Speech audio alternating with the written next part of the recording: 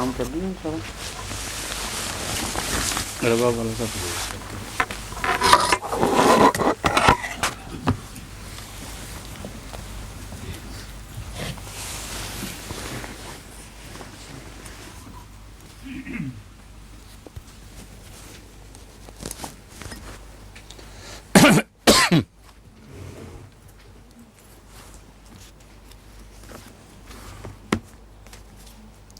आज हमने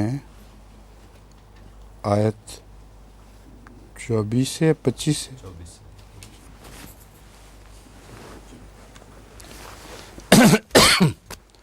औज़ु बिल्लाहि मिनश्शैतानिर्रजीम बिस्मिल्लाहिर्रहमानिर्रहीम वलक़द अर्सलना मूसा बिआयातिना व सुल्तानिम मुबीन इला फ़िरऔन व हामान व क़ारून फ़क़ालू साहिरुन कज़्ज़ाब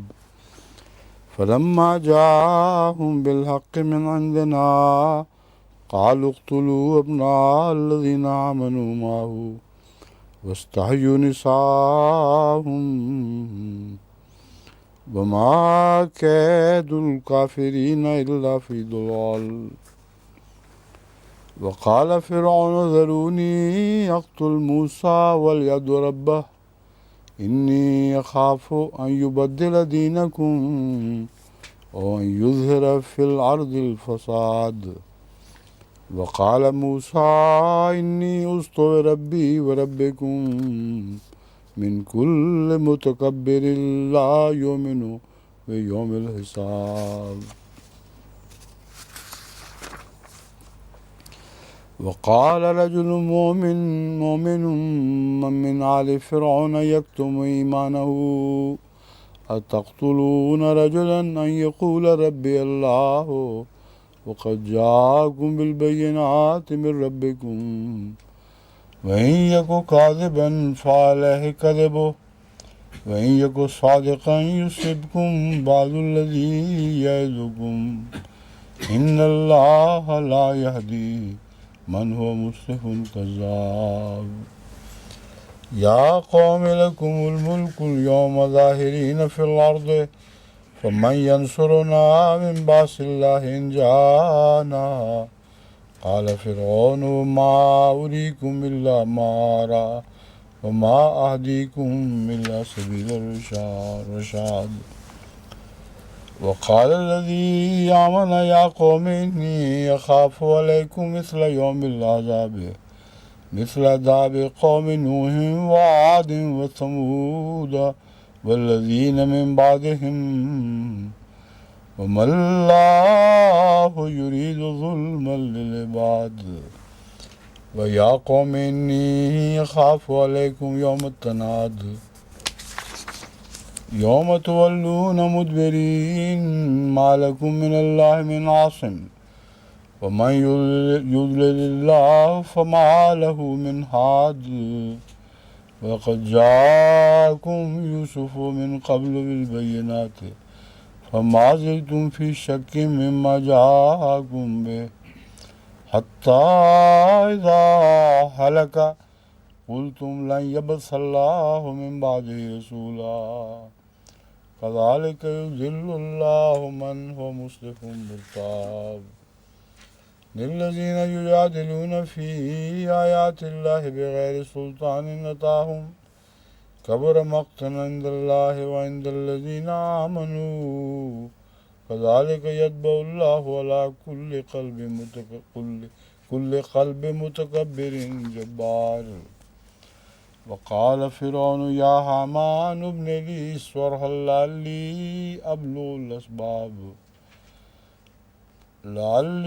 अब्लुगुल अस्बाब अस्समावाति फ़अत्तलिअ इला इलाहि मूसा व इन्नी लअज़ुन्नुहु काज़िबा वकज़ालिक ज़ुय्यिन लिफ़िरऔन सूअु अमलिही वसुद्द अनिस्सबील वमा कैदु फ़िरऔन इल्ला फ़ी तबाब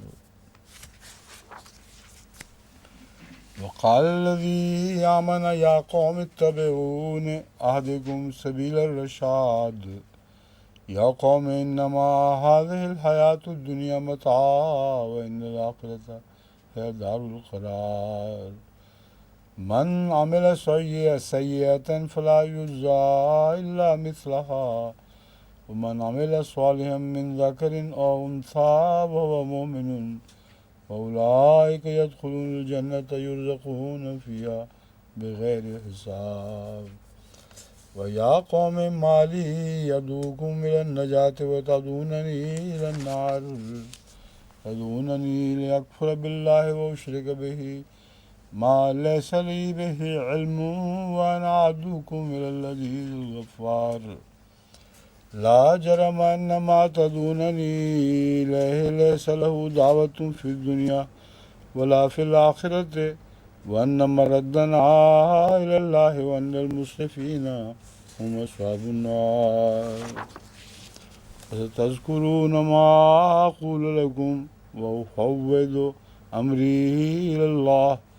إن الله بصير بالعباد فوقاه الله سيئات ما مكروا وحاق بآل فرعون سوء العذاب النار يعرضون عليها غدوا وعشيا ويوم تقوم الساعة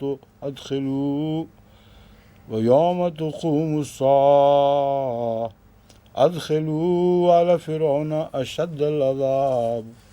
ويتحاجون في النار فيقول الضعفاء للذين استكبروا إنا كنا لكم تبعا فهل أنتم مغنون عنا نصيبا من النار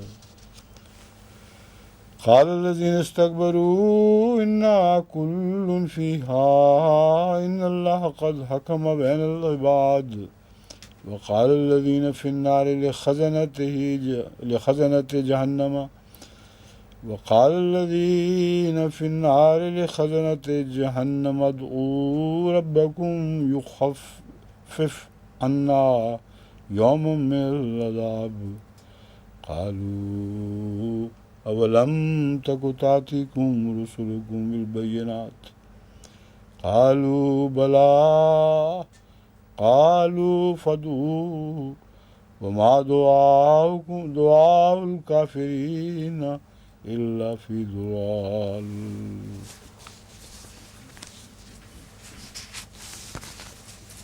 آج میں خیال اتنا ہی مشکل سے ہوگا ورنہ باقی بھی ہے اور بعد میں کر لیں گے.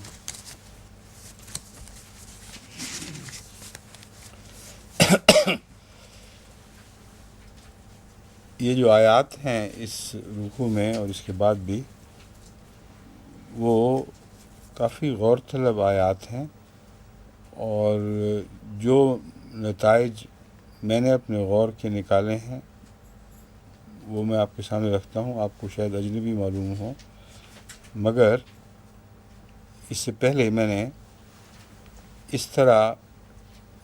تسلسل کے اندر ان معنی کا ذکر پہلے نہیں پڑھا. بعض دفعہ ایک بات نظر سے غائب رہ جاتی ہے اور کسی خاص وقت میں اس کا ظاہر ہونا مقدر ہوتا ہے. جو بھی اللہ کا منشاء ہے وہ آپ دیکھیں گے کہ ان آیات میں ایک ایسا تسلسل ہے جس سے بہت قطعی طور پر ایک ایسا مضمون ابھرتا ہے جس پر پہلے مفسرین نے صحیح روشنی نہیں ڈالی یا وہ ان کو روشنی نہیں ملی کہ وہ کھول سکیں. یہاں اس شخص کا ذکر ہے جس نے اپنے ایمان چھپایا ہوا تھا اور اس شخص کے مرتبے کا بیان ہے. اور وہ جو ہے نا عزز نہ بثالثن، میرے نزدیک اس غور سے یہ مسئلہ حل ہوتا ہے کہ وہ کون شخص تھا جس کو خدا تعالیٰ نے عزز نہ بثالثن کے ذکر سے مذکور فرمایا ہے. یہ اختصار سے میں بتا رہا ہوں. اب میں مضمون شروع کرتا ہوں. وَلَقَدْ أَرْسَلْنَا مُوسَىٰ بِآيَاتِنَا وَسُلْطَانٍ مُبِينٍ، اور یقیناً ہم نے موسیٰ کو اپنے نشانات اور کھلے دلائل کے ساتھ، سلطان میں نے غلبہ بھی ہے اور غلبے سے مراد ایسی دلیل ہے جس کے اندر غلبے کا مضمون پایا جاتا ہے. تو ہم نے موسیٰ کو بھیجا اس سے پہلے اپنے نشانات دے کر، جن میں سے ہر ایک دلیل دلیل تھا، ہر نشان ایک دلیل تھا، وہ سلطان مبین اور ایک طاقتور غلبہ پانے والی دلیل کے ساتھ بھیجا ہے۔ الی فرعون و حامان و قارون فقالوا ساحر کذاب، 3 نام دیے گئے ہیں، ان تینوں کی طرف بھیجا ہے، جس کا مطلب یہ ہے کہ یہ تینوں اپنے اپنے دائرۂ اثر میں ایک غیر معمولی حیثیت رکھتے تھے، اور یہ تینوں مخاطب تھے خصوصیت کے ساتھ، اور ان کے تابع پہ ساری قوم مخاطب ہے۔ اور ان 3 کے مقابل پر میں یہ آپ کو ابھی سے سمجھانا چاہتا ہوں، 3 بھیجے ہوں کا ذکر ہے، جو ان 3 کے مقابل پر 3 کی عادت کو پورا کر رہے ہیں۔ الی فرعون و حامان و قارون، یہ بہت اہمیت رکھنے والی آیت اس لحاظ سے ہے کہ اس زمانے میں جس طرح فرعون کی حکومت، سیاسی حکومت اور اس کا غلبہ 3 بڑے بڑے حصوں میں منقسم ہو چکا تھا، جن پر فرعون حکومت، جن کے ذریعے فرعون حکومت کر رہا تھا، ان میں سے ایک حامان تھا جو چرچ کا سربراہ تھا، اور اس لحاظ سے اس کی اپنی فوجیں تھیں،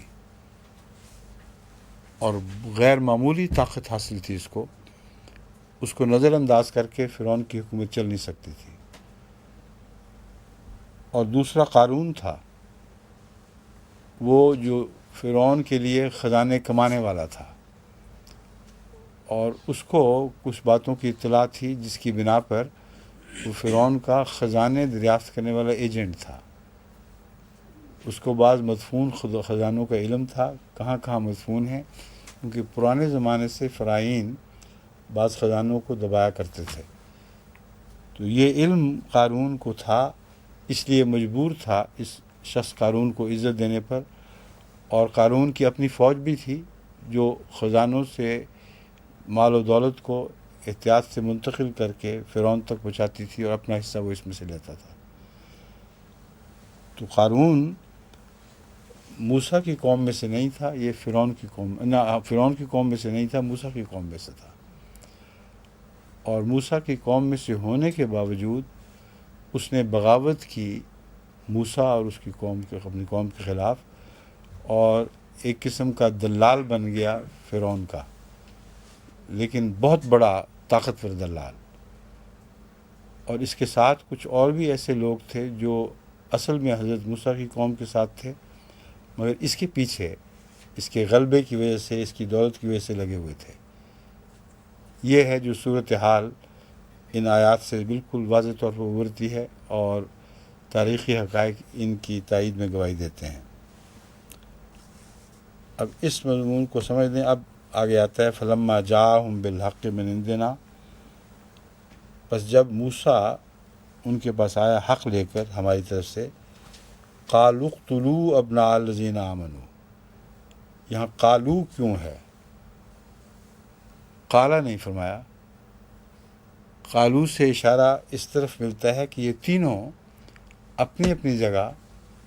یہی دستور جاری کر رہے تھے، اور یہاں نساء سے مراد بچے نہیں ہیں، یہاں نساء سے مراد بالغ عورتیں ہیں یا بالغ مرد ہیں جو نساء کی صفت اختیار کر لیں۔ بس کسی تاریخ سے ثابت نہیں ہے کہ فرعون کے زمانے میں ان تینوں کی عملداری کے اندر بالغ عورتوں کو قتل کیا جاتا ہو، لیکن قتل سے مراد اگر یہ لیا جائے کہ کسی شخص کو ذلیل اور رسوا کر کے اس کو ایک زنخہ سا بنا دیا جائے، تو ان معنوں میں قتل نساء مردوں پر اطلاق پاتا ہے، یعنی نساء کا قتل کرو مراد یہ نہ، نساء کو زندہ رکھو اور مردوں کو قتل کرو مراد یہ ہے کہ جو لوگ اپنے موقف پر قائم ہوں، عزت نفس رکھتے ہوں، ان کو عملاً ڈسٹرائے کر دو کہ ان کا سوسائٹی میں کوئی بھی اثر اور نفوذ نہ رہے، اور وہ لوگ جو تمہارے ایجنٹ ہوں جو تمہارے سامنے سر جھکانے والے ہوں ان کو آگے بڑھاؤ،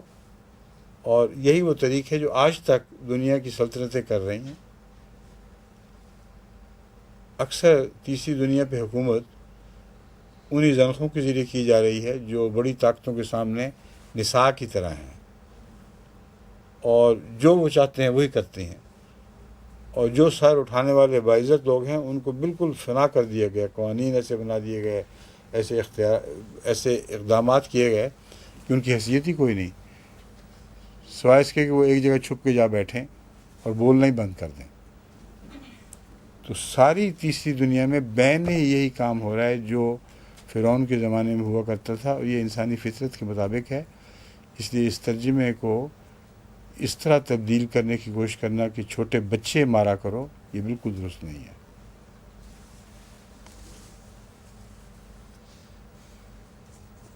وما قید الکافرین الا فی ضلال، ان کافروں کی تدبیریں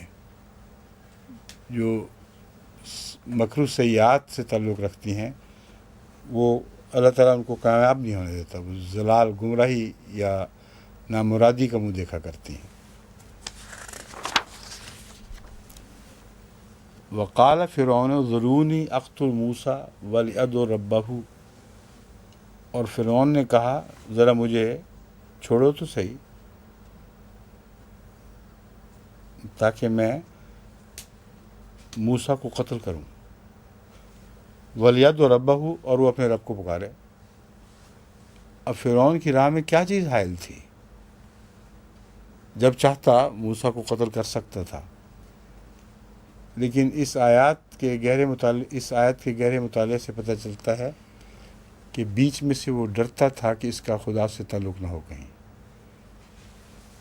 اور یہ وہ غلبہ تھا السلطان جو موسیٰ کو حاصل تھا، کیونکہ اس کے دل میں ایک چور سا تھا، وہ سمجھ رہا تھا حضرت موسیٰ کی وجاہت اور طرز سے اور ان کی بہادری سے کہ ضرور پیچھے کوئی سہارا حاصل ہے، اور جب تک وہ یہ کہہ رہا تھا مجھے چھوڑو، ان معنوں میں کہ جب تک میں اچھی طرح تسلی نہ کر لوں کہ اس کو کوئی الہی سہارا حاصل نہیں ہے، اس وقت تک میں نہیں قتل کر سکتا اس کو۔ اب اس کو دوبارہ پڑھ کے دیکھیں، قتل کرنے کی پہلے دلیل ہے، پھر آگے وہ بات آئی جو میں بیان کر رہا ہوں۔ ذرونی اقتل موسیٰ ولیدع ربہ، میرا دل یہ چاہ رہا ہے کہ اس کو قتل کروں، اپنے رب کو پکارے اور کچھ پیش نہ جائے۔ انی اخاف ان یبدل دینکم، یہ کام میں تمہاری خاطر کرنا چاہتا ہوں اے میری قوم، کہ مجھے ڈر ہے کہ یہ تمہارا دین نہ بدل دے، جس کا مطلب ہے اس کے پاس ایسے قوی دلائل تھے جن کی روح سے ان کا رائے دین تبدیل کیا جا سکتا تھا، اور ان دلائل کی قوت سے وہ ڈرا ہے۔ یہ بھی وہ فرقان ہے جو حضرت موسیٰ کو عطا کی گئی تھی،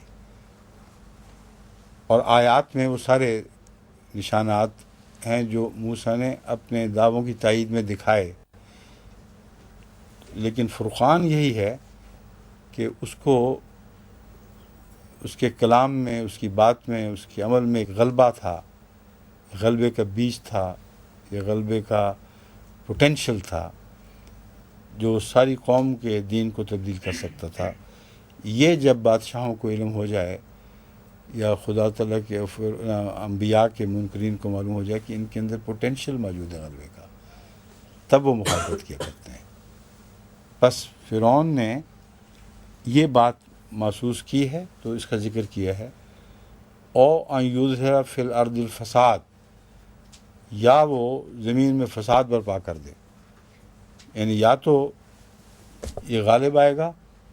یا اس غلبے کی کوشش میں جگہ جگہ فساد ہوں گے، اور زبردستی اس کو مٹانے کے لیے رد عمل ہوگا۔ اور یہی بات جو ہے وہ فرشتوں نے عرض کی تھی خدا کے حضور کہ فساد نہ ہو۔ مراد یہ نہیں تھا کہ آدم فساد کرے گا، مراد یہ تھی کہ بنی نوع انسان جو آدم کے مخالف ہیں وہ فساد کریں گے، اور یہی فساد ہے جس کا بہانہ رکھ کر جماعت پر پابندیاں لگائی جا رہی ہیں، اور باہر کی حکومتوں کو یہ کہا جاتا ہے کہ اس یظہر فی الارض الفساد کے خاطر ہم نے ان پر پابندیاں لگائی ہیں۔ اگر ہم ان کو موقع دیں گے کھل کر اپنا مضمون پیش کرنے کے تو بڑا فساد برپا ہوگا۔ اس فساد کو ہم سنبھال نہیں سکتے، اس لیے ہم اپنے ملک میں امن چاہتے ہیں۔ یہ وہی بہانے ہیں جو فرعون کو بھی سوجے تھے، اور اس زمانے کے فرعین نے بھی وہی بات بیان کی ہے، کوئی نئی باتیں نہیں آتی ان کو، نقالی کرتے ہیں پرانے لوگوں کی۔ یہ جو ہے آیت موسیٰ کا یہ کہنا، فرعون کا یہ کہنا کہ موسیٰ کو قتل کر دوں، ایسا ہی زمانہ جماعت احمدیہ پر آنے والا تھا جس کا میں ذکر کر رہا ہوں کہ آ چکا ہے، اور حضرت مسیح موعود علیہ السلام کے ایک الہام میں بڑی وضاحت سے یہ بات مذکور ہے۔ ایک تحریر ہے لمبی، جس میں پہلے فرماتے ہیں یا علی داہم و انصارہم و ذراعتہم، کہ اللہ تعالیٰ نے مجھے علی کہہ کے مخاطب فرمایا اور کہا کہ ان کو چھوڑ دے، ان سے اعراض کر، و انصارہم، ان کے مددگاروں سے بھی، و ذراعتہم، اور جو کھیتی اگا رہے ہیں۔ یہ تحریر ہے۔ اس کے بعد فرماتے ہیں پھر بعد اس کے میری طبیعت الہام کی طرف منحدر ہوئی،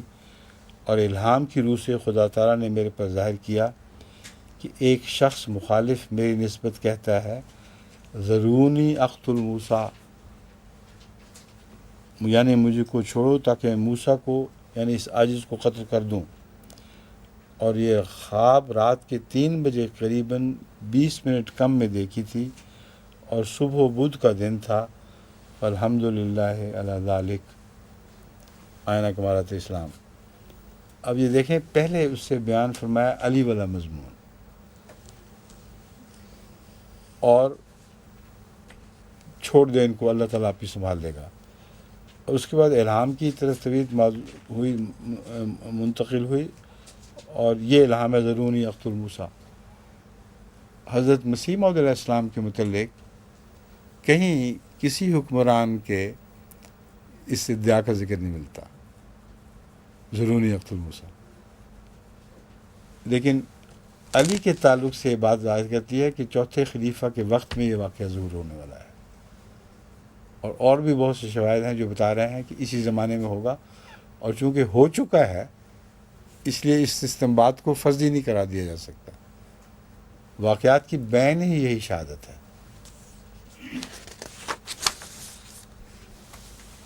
اب اس کے بعد ہے وقال رجل مومن من آل فرعون یکتم،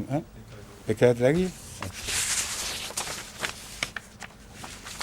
اس صفحے کے بعد صفحہ الٹا تھا اس لیے واپس جانا ہے۔ وقال موسیٰ انی اوذت بربی و ربکم، موسیٰ نے یہ جواب دیا کہ میں اپنے رب کی پناہ میں ہوں، و ربکم، اور تمہارا بھی وہ رب ہے، پناہ میں آتا ہوں من کل متکبر لا یؤمن بیوم الحساب، ہر متکبر سے میں پناہ مانگتا ہوں جس میں یہ فرمایا ہے لا یؤمن بیوم الحساب، وہ حساب کتاب کا کوئی خوف نہیں رکھتا، اس کا قائل ہی نہیں۔ اور یہ بات بھی اس زمانے کے فرعون کے اوپر 100% صادق آتی ہے، کوئی خوف نہیں تھا حساب کتاب کا، دل سے اس پہلو سے وہ دہریہ تھا، صرف اس نے اپنی شان، اپنی حکومت کو چمکانے کے لیے مذہب اسلام کو استعمال کیا ہے۔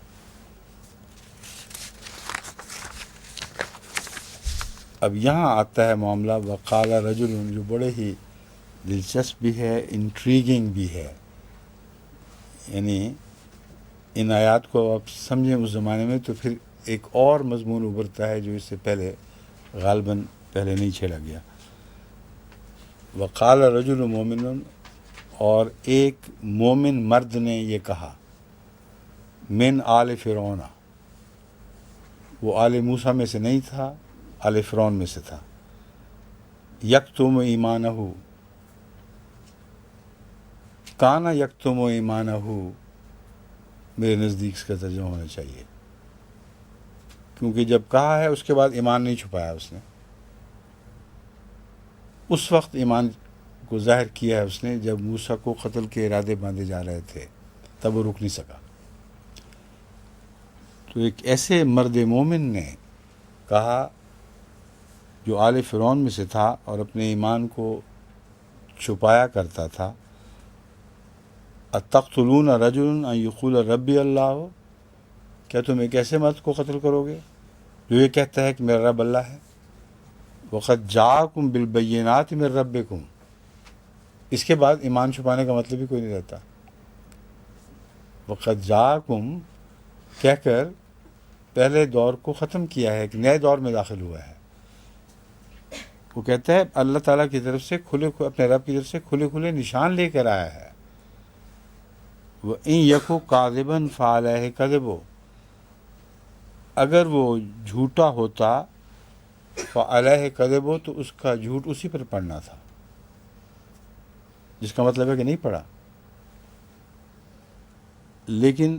یہ بھی یاد رکھو وَإِن يَكُ صَادِقًا، کہ اگر وہ سچا نکلا تمہارے نزدیک تو جھوٹا ہے، یُصِبْكُمْ بَعْضُ الَّذِي يَعِدُكُمْ، تمہیں ضرور وہ مصیبت لگ جائے گی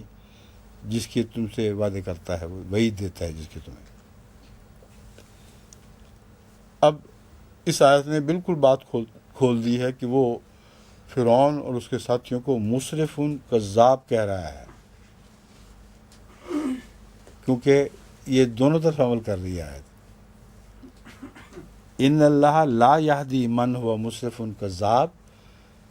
کہ اگر موسیٰ نعوذ باللہ مسرف اور کذاب ہوتا تو اللہ تعالیٰ اس سے یہ سلوک نہ کرتا۔ اور جو بھی حد سے گزرنے والے کذاب ہیں ان کو یعدکم بعض الذی والی آیت لگتی ہے، ان کو ہدایت نصیب ہی نہیں ہونی۔ تم میں سے جو حد سے بڑے ہوئے تجاوز کرنے والے لوگ ہیں، اللہ ایسے لوگوں کو ہدایت نہیں دیا کرتا۔ اب آگے کتنے جرت کا خطاب ہے، یہ مومن کے سوا کوئی کر ہی نہیں سکتا، اور اس کا مقام معلوم ہوتا ہے سوسائٹی میں بہت بڑا تھا، کیونکہ فرعون کو مخاطب کر کے کسی کی مجال نہیں تھی اس زمانے میں کہ اس طرح کھلم کھلا باتیں کرے اور فرعون سزا نہ دے اس کو۔ صاف پتہ چل رہا ہے کہ فرعون کے خاندان میں اس کا بہت بڑا مرتبہ تھا، اس لیے بعید نہیں ہے کہ اس ماں نے جس نے حضرت موسیٰ کو پالا تھا اس کی اولاد میں سے ہو، یا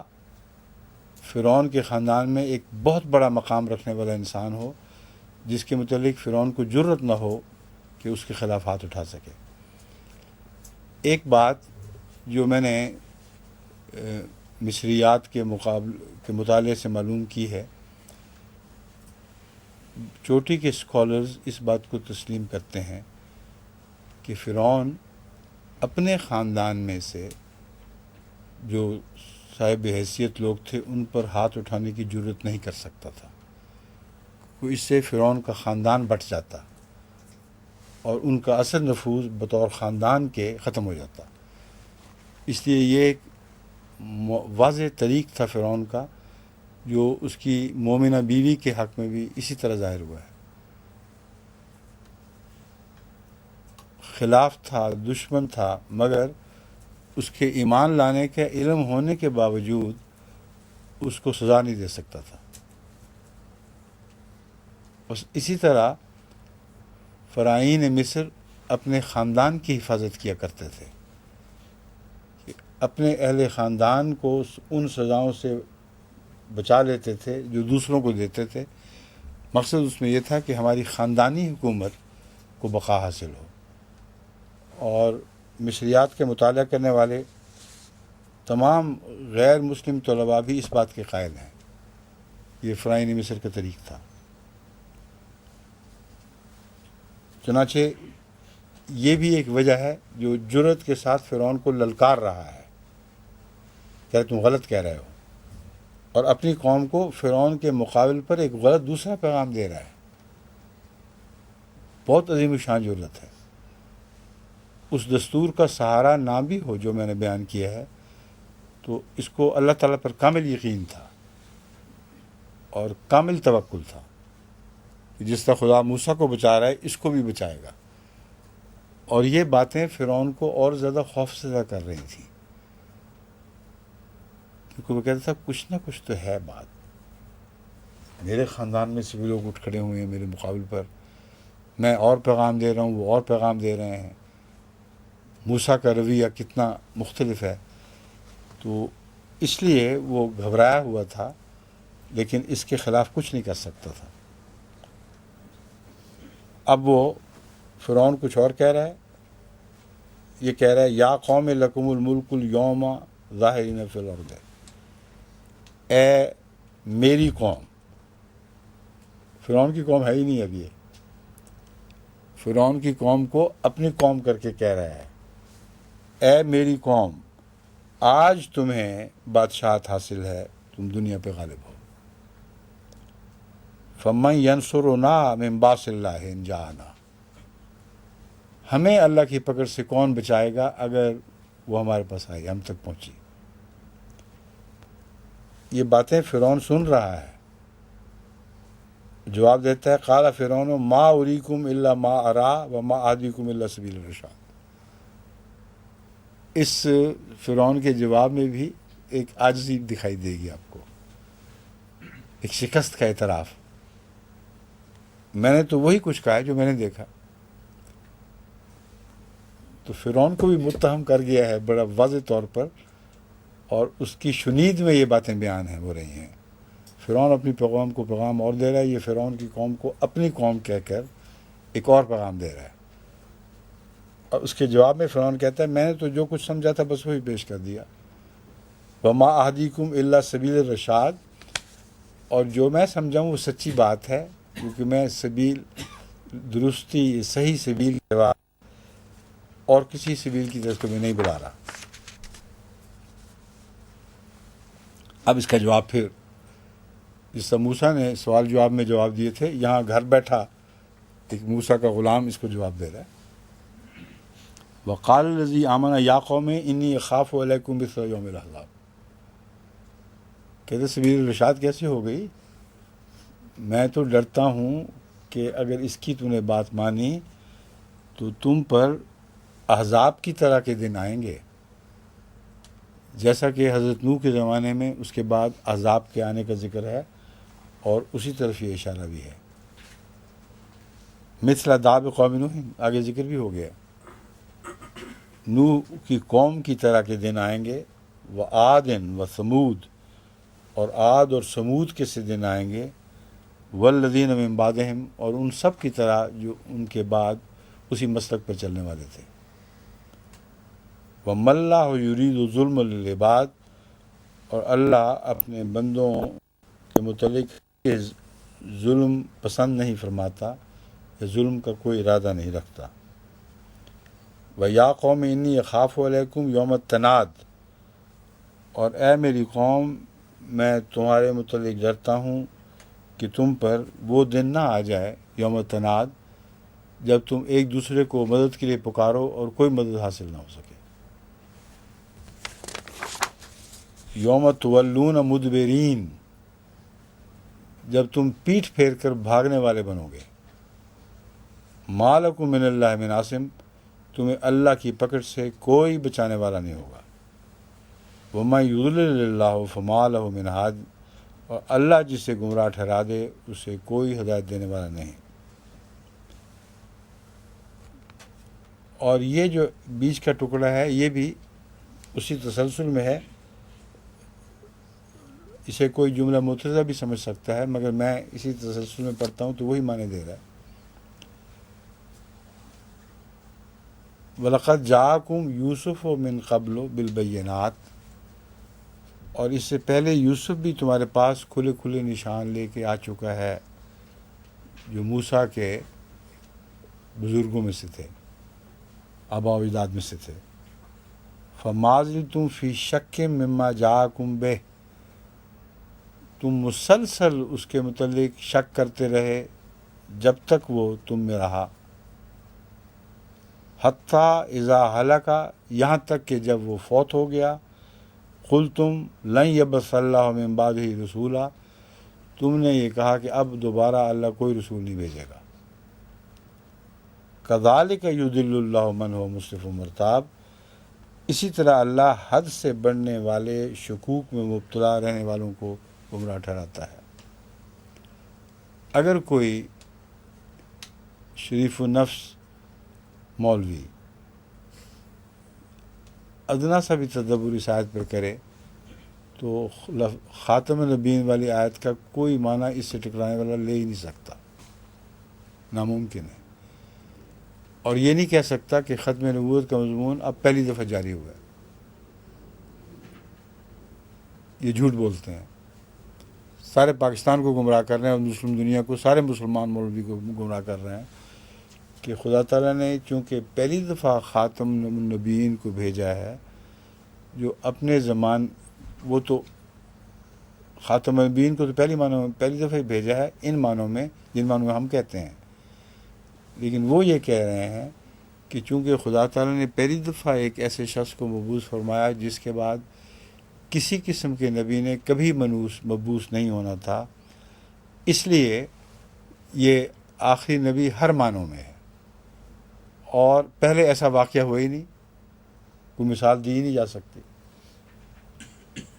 یہ آیت ان کو جھوٹا کر رہی ہے۔ یہ آیت کہہ رہی ہے کہ تم نے، یعنی تم لوگ، اے مخاطبین جو کفار ہوتے ہو، تم لوگ غور کیوں نہیں کرتے کہ عیسیٰ حضرت یوسف کے متعلق بھی یہی موقف تم لوگوں نے اختیار کیا تھا، اور کہا تھا کہ جب تک زندہ رہا مخالفت کرتے رہے، اور جب فوت ہو گیا تو تم نے چھٹکارا حاصل کر لیا، یہ کہہ کر جو ہو گیا اب آئندہ سے کبھی ہمیں ابتلا میں نہیں ڈالا جائے گا۔ اور جس وجود کو خدا تعالیٰ نے آئندہ ان کے ابتلا کے لیے مقرر کیا اس کو یوسف ثانی فرمایا، یعنی حضرت صلی اللہ علیہ وآلہ وسلم۔ دیکھیں کس طرح یہ ربط آپس میں مل رہے ہیں۔ تم اس وقت بھی یہی کہا کرتے تھے، تمہاری دیکھتے میں آ گیا نا رسول، تو تمہارے دعوے جھوٹے ہیں۔ یہ خیال بھی غلط ہے مولویوں کا کہ پہلی دفعہ ایسا واقعہ ہوا ہے، اس سے پہلے ہو چکا ہے، اللہ اس کو بیان فرما رہا ہے، رسول اللہ علیہ وسلم کے حق میں دلیل کے طور پر بیان فرما رہا ہے کہ رسول اللہ علیہ وسلم کا انکار کرنے والے لازماً جھوٹے ہیں، کیونکہ اس سے پہلے یوسف کو وہ مقام دے بیٹھے ہیں جو مولوی آج کل رسول اللہ علیہ وسلم کو دیتے ہیں۔ سمجھ گئے بات؟ الذین یجادلون مسرفون مرتابون الذین یجادلون فی آیات اللہ بغیر سلطان اتاہم، وہ اللہ تعالیٰ کے نشانات میں جھگڑتے ہیں یہ بے وقوف بغیر کسی دلیل کے جو اللہ تعالیٰ نے ان کو عطا فرمائی ہو۔ سلطان وہی دلیل، غالب دلیل کے۔ کبر مقتا عند اللہ و عند الذین آمنوا، یہ بات اس طرح پیش کرنا بہت بڑا گناہ ہے اللہ کے نزدیک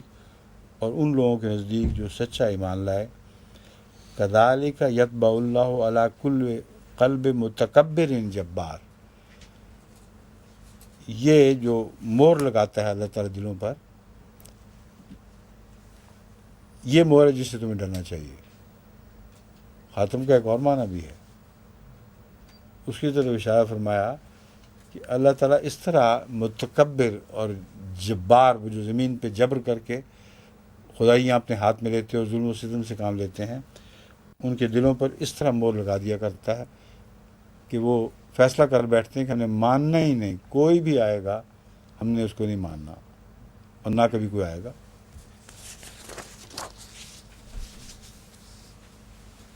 اب پھر دوبارہ فرعون کی بات شروع ہو گئی ہے، اس لیے میں نے کہا تھا بیچ میں اس کو جملہ مترجہ کے طور پر لیا جا سکتا ہے، کیونکہ رسول اللہ صلی اللہ علیہ وسلم تک مضمون کو پہنچانا مراد تھی۔ وقال فرعون یا حامان ابن لی صرحا لعلی ابلغ الاسباب، وہ جو میں نے بات کی تھی نا، فرعون ڈرتا تھا کہ کوئی بات ضرور ہے، اب اس کی جستجو شروع ہوئی ہے۔ اس نے حامان سے کہا، حامان تعمیرات کا بھی سب سے بڑا سربراہ تھا ہی وہی، بلکہ جتنی تعمیرات تھیں بڑے بڑے محل بنانا، بڑے بڑے قلعے بنانا، یہ حامان کا کام تھا، اور وہ اپنے بت خانے کی حفاظت کے لیے اور اپنی فوج کی حفاظت کے لیے اور بہت سی باتیں تھیں جن کی وجہ سے وہ بالآخر ایک ایسی قوت ابھری جو تمام تعمیرات کی انچارج تھی۔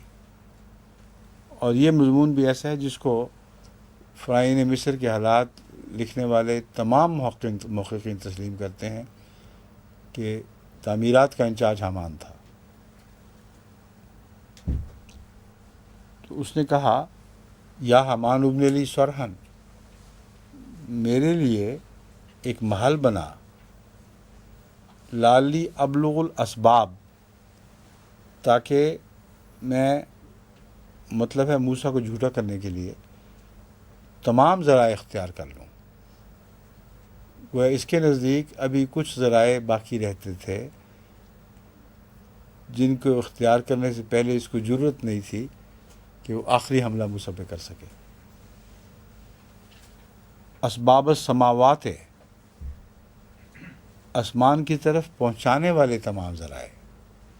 اسباب کی تشریح ہے، کون سے اسباب؟ آسمان کی طرف، آسمانوں کی طرف پہنچانے والے تمام ذرائع۔ فاطلع الی الہ موسیٰ، تاکہ میں جھانک کے دیکھوں تو صحیح کہ اوپر کوئی موسیٰ کا خدا موجود بھی ہے کہ نہیں۔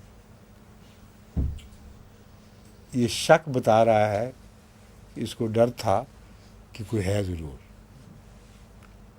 ورنہ اتنی ضرورتیں نہ تھا ہوتی، کوئی ہے اوپر حوصلہ دینے والا۔ لیکن اس بیوقوف کو یہ خیال بھی تھا کہ میں ننگی آنکھوں سے، انسانی آنکھوں سے اس کو دیکھ لوں گا۔ یہ وجہ ہے کہ یہ اونچی تعمیرات کا حکم دیتا ہے حامان کو۔ وَإِنِّي لَأَظُنُّهُ كَاذِبًا، مجھے گمان ہے کہ جھوٹا کوئی نہیں ہوگا۔ وَكَذَلِكَ زُيِّنَ لِفِرْعَوْنَ سُوءُ عَمَلِهِ، اسی طرح فرعون کو، زُيِّنَ لِفِرْعَوْنَ، فرعون کو خوبصورت کر کے دکھایا گیا اس کا برا عمل، وَصُدَّ عَنِ السَّبِيلِ، اور وہ سچی راہ، سیدھی راہ سے روک دیا گیا۔ وَمَا كَيْدُ فِرْعَوْنَ إِلَّا فِي تَبَابٍ، اور فرعون کی تدبیر سوائے اس کے کہ نامرادی میں غرق ہو جاتی، فی تباب، نامرادی کے اندر ڈوب جاتی، اس کے سوا کچھ بھی نہیں تھی۔ اب یہاں سے پھر وہی قال الذی آمنوا، اس لیے بیچ میں جملات معترضات آئے ہیں، لیکن اس بزرگ انسان کا ذکر جاری و ساری ہے یہاں تک کہ آخر پہ ایک نتیجہ نکالا جائے گا اس سے۔ وقال الذی آمن، یہ ساری باتیں فرعون کہہ رہا ہے، اور اس کے مقابل پر وہ کہتا ہے وہ شخص جس کو ایمان لایا تھا، اس نے کہا اے یا قوم، اے میری قوم، اتبعونی، میری اطاعت کرو،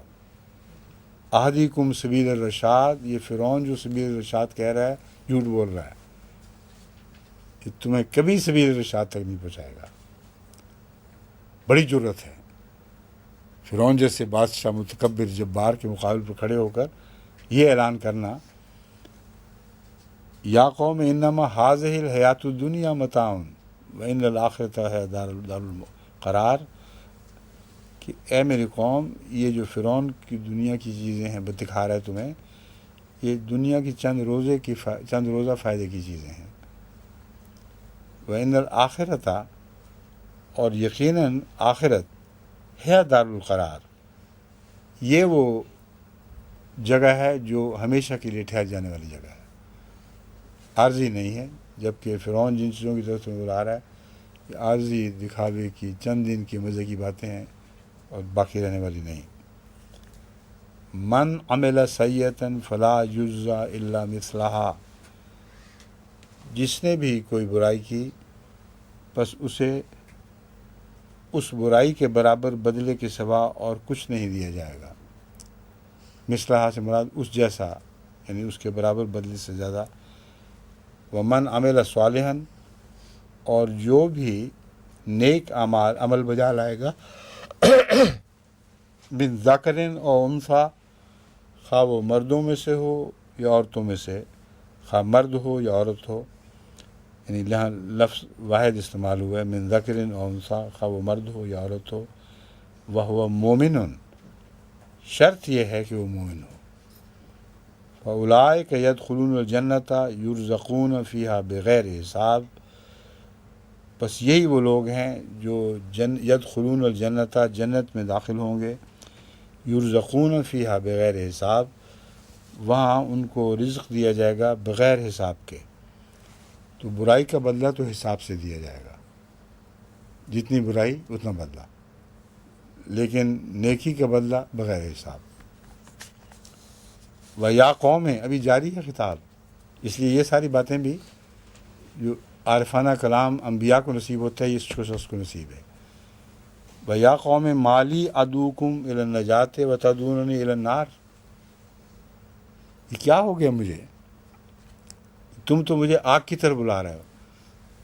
اب حضرت موسیٰ کی قوم نے تو کبھی بھی حضرت موسیٰ کو آگ کی طرف نہیں بلایا تھا، وہ تو یا مانتے تھے یا نہیں مانتے تھے۔ بالکل واضح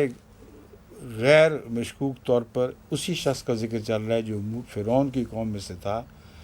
اور ہدایت پر قائم، اور باتیں وہ کر رہا ہے جو اللہ کے رسول کیا کرتے ہیں،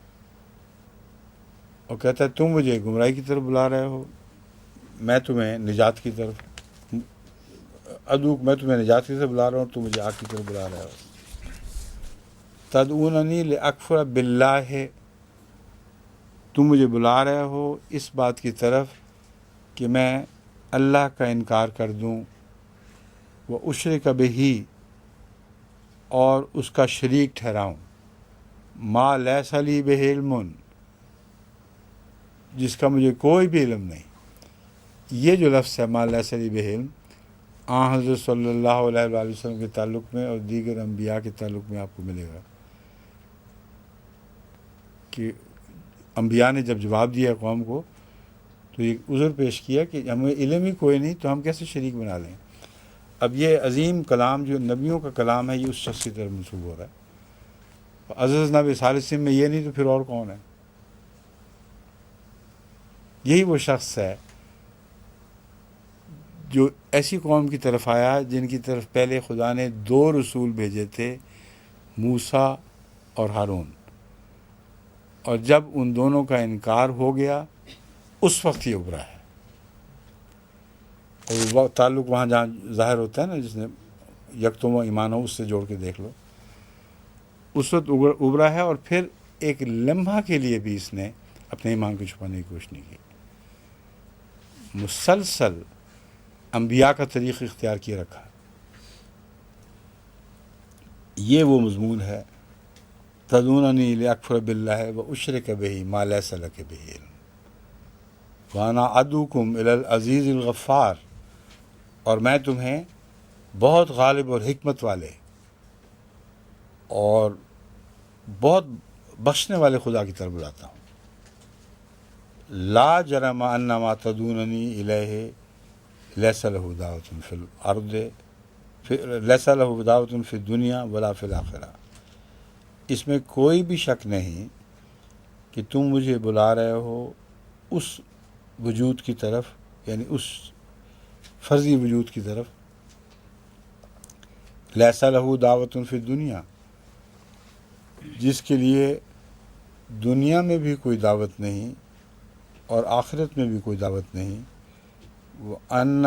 مَرَدَّنَا إِلَى اللَّهِ وَأَنَّ الْمُسْرِفِينَ هُمْ أَصْحَابُ النَّارِ۔ دعوت نہیں ہے کیا مراد ہے؟ اس کے لیے دنیا میں دعوت نہیں،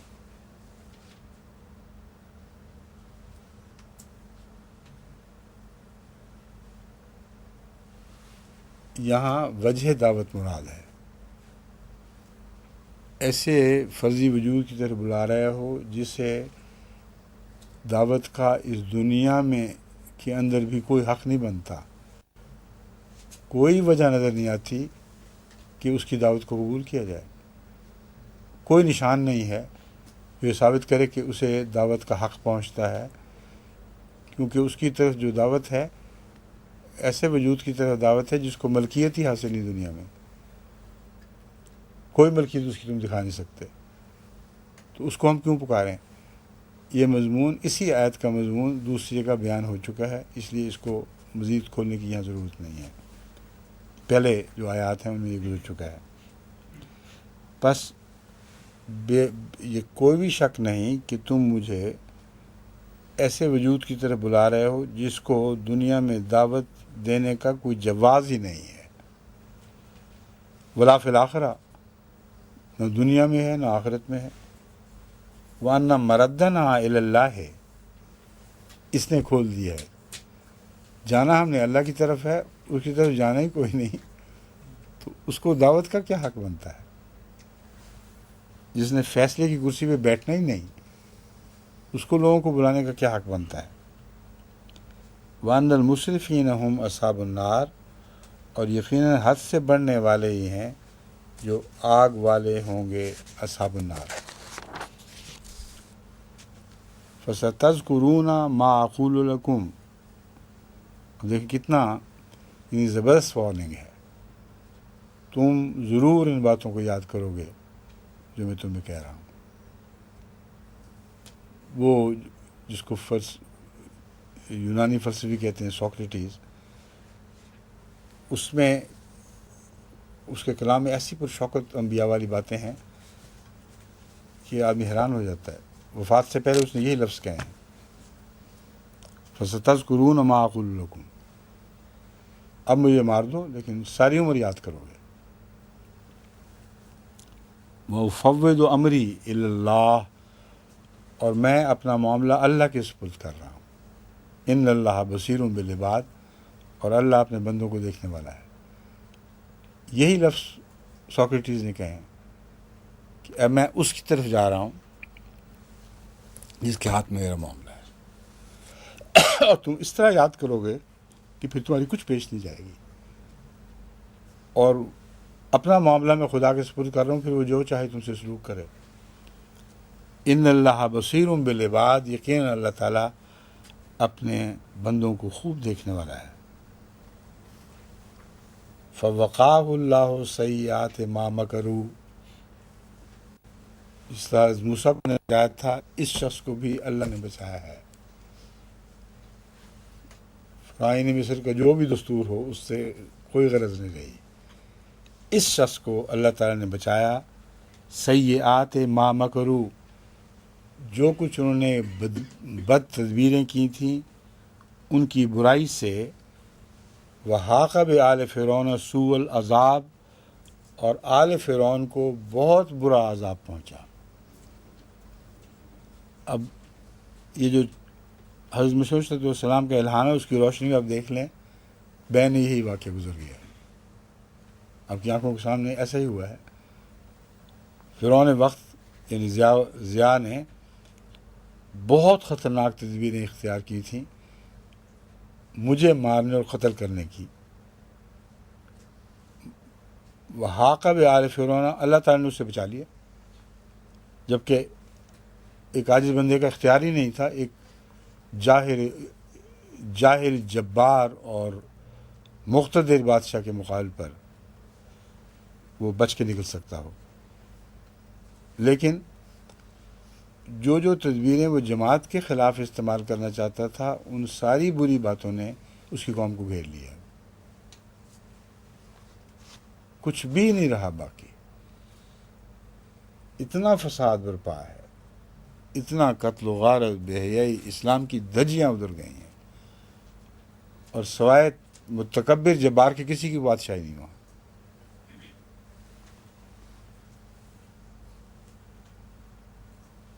وحاق بآل فرعون سوء العذاب، واقعتاً جو اس وقت جس عذاب میں قوم مبتلا ہے وہ بہت برا عذاب ہے۔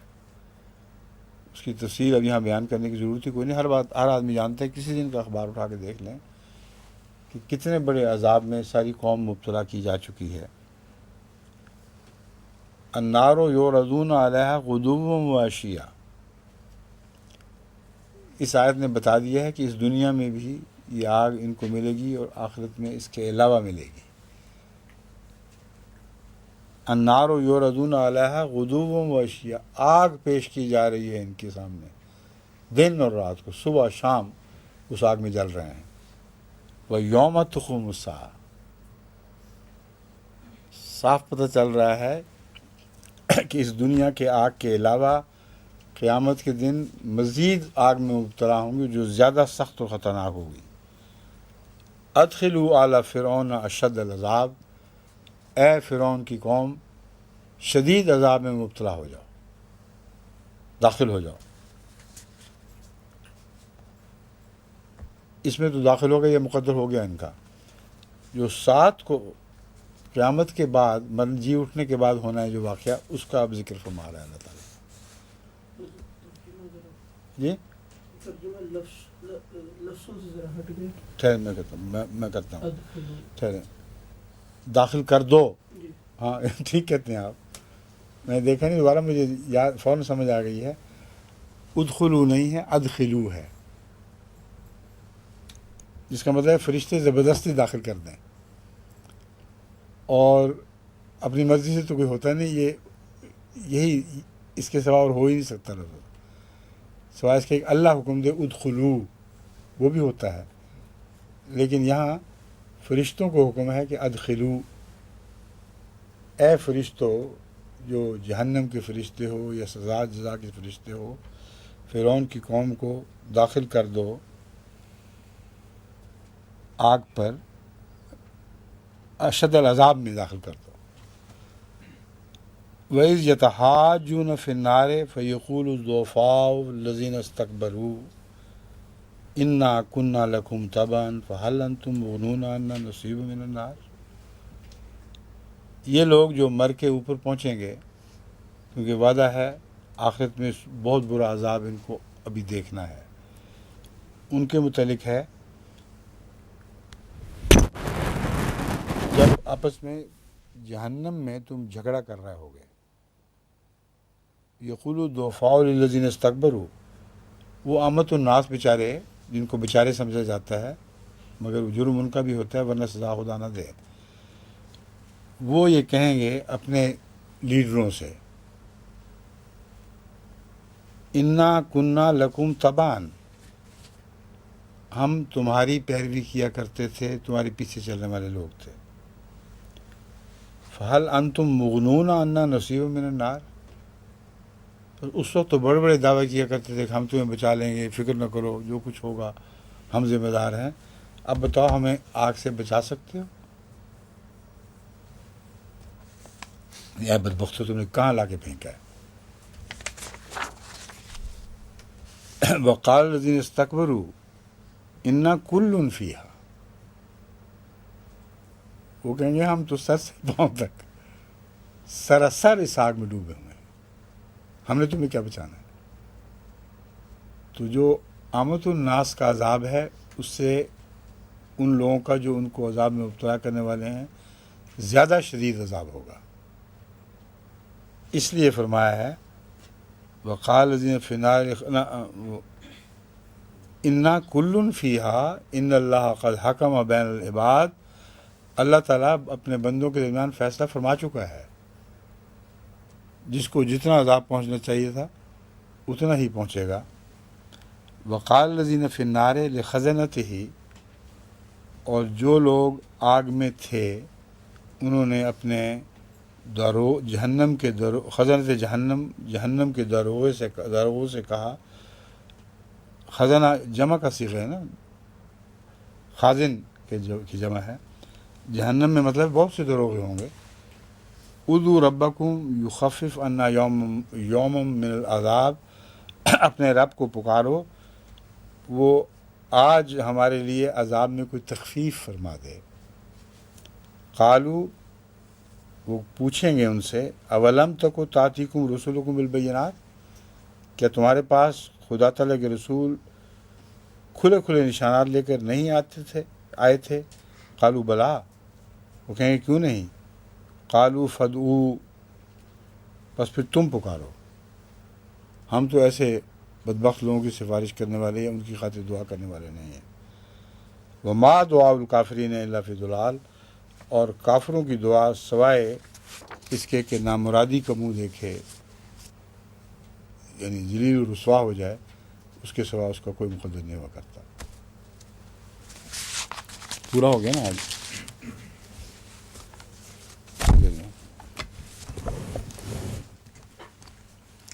فائدہ بھی اب شکر آنی شروع ہوگی دوبارہ، ہیں۔